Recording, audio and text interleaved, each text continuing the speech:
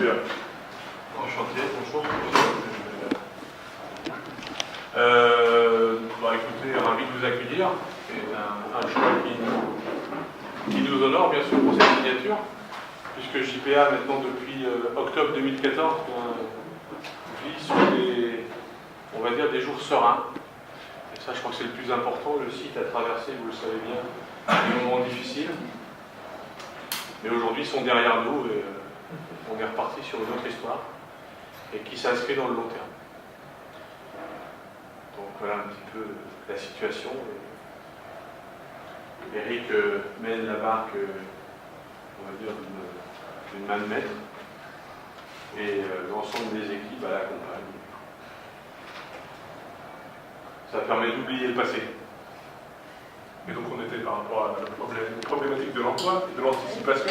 Donc simplement, nous, il faut savoir que dès le mois d'octobre, on a anticipé nos formations, parce que dès le printemps 2015, on a fait des formations, puisqu'on a budgété tous les ans des formations pour former des opérateurs à nos métiers, donc première et deuxième transformation.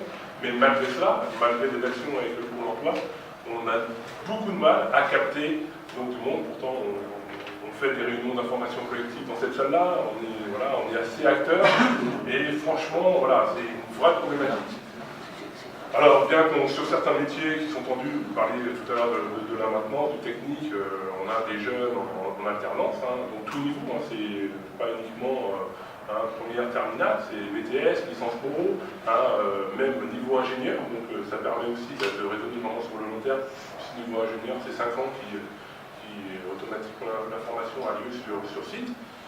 Mais pour des opérateurs, donc première, deuxième transformation, on travaille au couteau, bien que, comme vous allez voir, je ne sais pas si vous avez le temps de faire une petite visite de nos investissements. Patrick ne l'a pas signalé, mais il faut savoir qu'on a démarré un schéma directeur depuis mai 2015, donc une enveloppe supérieure à 20 millions d'euros, donc c'est vraiment important pour vraiment reformater le site sur toute la partie deuxième transformation. La deuxième transformation, c'est tous nos métiers de découpe et de conditionnement. Donc, on a beaucoup de mal à recruter des profils. Voilà. Et on avait budgété 2 formations pour l'année 2017, malgré nos actions avec le Pôle emploi, des informations collectives, des relais avec Ouest de France, on arrive à avoir capté vraiment personne. À la rentrée, en début, donc, au mois de septembre, donc pour changer un peu la communication, on a fait un système de flyers qu'on a mis dans l'ensemble des mairies, au sein de la communauté de communes. Bon, pour essayer de multiplier, entre guillemets, nos offres, malgré cela, ça reste un échec, puisque, voilà, alors peut-être on est des mauvais communicants, peut-être, mais franchement, il faut aussi absolument aussi changer l'image aussi de nos métiers, et simplement aussi, alors, comme l'a rappelé aussi Patrick, on est sur un site qui a subi, malheureusement, beaucoup de turbulences à une époque.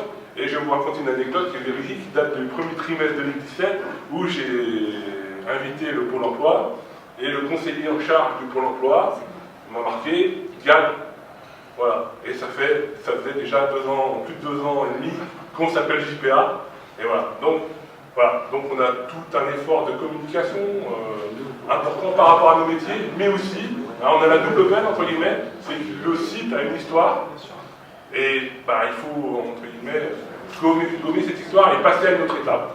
Et j'espère que, grâce aux investissements, grâce à la com qu'on fait, parce qu'on en fait quand même quelque peu, on arrivera à capter de nouveaux professionnels. Je me permets Mon réponse, c'est que je n'ai pas propre à votre entreprise.